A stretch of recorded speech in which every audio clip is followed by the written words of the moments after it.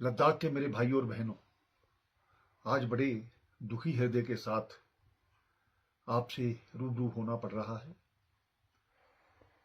हम जानते हैं कि लोकतांत्रिक व्यवस्था में अपनी बात कहने का सभी को हक है और कहनी भी चाहिए, लेकिन कुछ दिनों से जिस प्रकार से हम जानते हैं लद्दाख में एक अनशन रखा गया और हम चाहते हैं कि अनशन एक लोकतांत्रिक व्यवस्था का एक पार्ट है, लेकिन पिछले एक दो दिनों से जिस प्रकार से लोगों को भड़काया जाना, नेपाल और बांग्लादेश के साथ उसकी तुलना करना, कुछ लोग हम आने वाले समय में आग लगा देंगे, ये कर देंगे, पॉलिटिकल पार्टीज के ऑफिस को करेंगे, लोगों के घरों में जाकर के उनको मारेंगे, ये कौन सा तरीका है?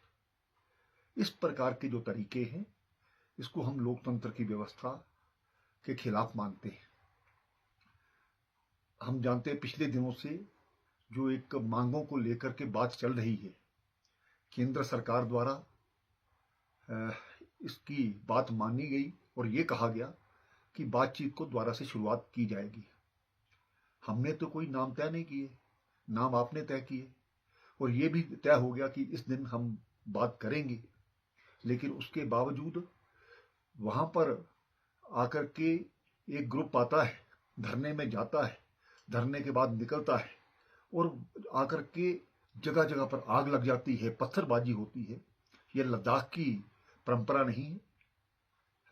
मुझे आशा ही नहीं पूर्ण विश्वास है कि जो लोग इसके पीछे हैं उनकी जांच तो की ही जाएगी, लेकिन वो इस लद्दाख के शांति व्यवस्था को खराब करने के लिए आए हैं, यहाँ का माहौल खराब करने के लिए आए।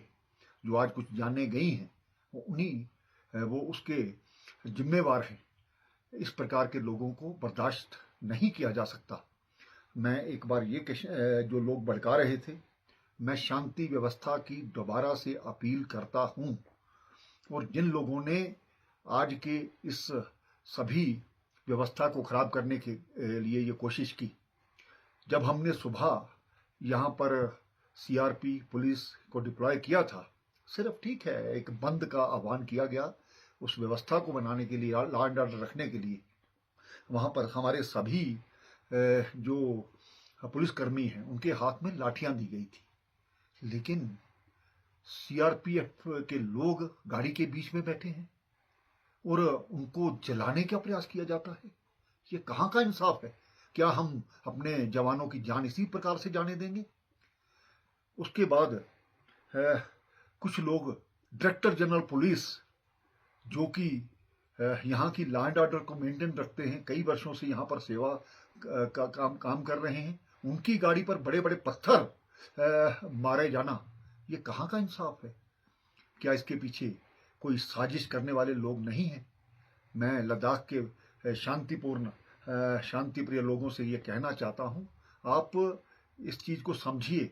कुछ लोग अपने मफाद के कारण से पूरे लद्दाख की जो सुरक्षा व्यवस्था है उनको खराब करने का प्रयास कर रहे हैं। मैं लद्दाख की जनता के साथ हूँ, मैं लद्दाख के नौजवानों के साथ हूँ और लद्दाख के नौजवान जब भी मुझसे मिलने आते हैं मैंने कभी किसी को मना नहीं किया। और जिस प्रकार से उनके भविष्य की हम बात सोच रहे हैं, चाहे वो टूरिज्म के माध्यम से, चाहे वो एजुकेशन के माध्यम से या हेल्थ के माध्यम से, और नई नई नौकरियों का यहाँ पर नोटिफिकेशन जारी हो रही है। कुछ लोग चाहते हैं कि कोई भी व्यक्ति यहाँ पर नौकरियों में ना जाए, उनका रिकॉर्ड खराब किया जाए, उनका फ्यूचर खराब किया जाए। क्या उनका जो पुलिस का रिकॉर्ड है वो खराब नहीं होगा? इस चीज़ को समझने की जरूरत है। और मैं एहतियातन तौर पर हमने कर्फ्यू लगाया है, उन लोगों को भी बख्शा नहीं जाएगा जिन लोगों ने यहाँ पर माहौल खराब किया है। और मैं आपके माध्यम से भी ये कहना चाहता हूँ कि यहाँ पर लोगों की जो इन्वॉल्वमेंट है इस शांति व्यवस्था को बनाने में होनी चाहिए।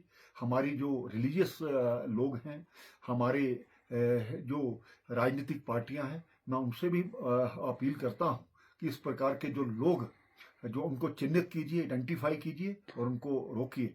आओ हम सब मिलजुल करके लद्दाख में एक शांतिपूर्ण व्यवस्था को कायम करें। जो एहतियातन थोड़ा कर्फ्यू लगाया गया है, जो लोग इसमें जिन्होंने जानें गंवाई हैं उनके परिवार के प्रति संवेदना व्यक्त करता हूँ।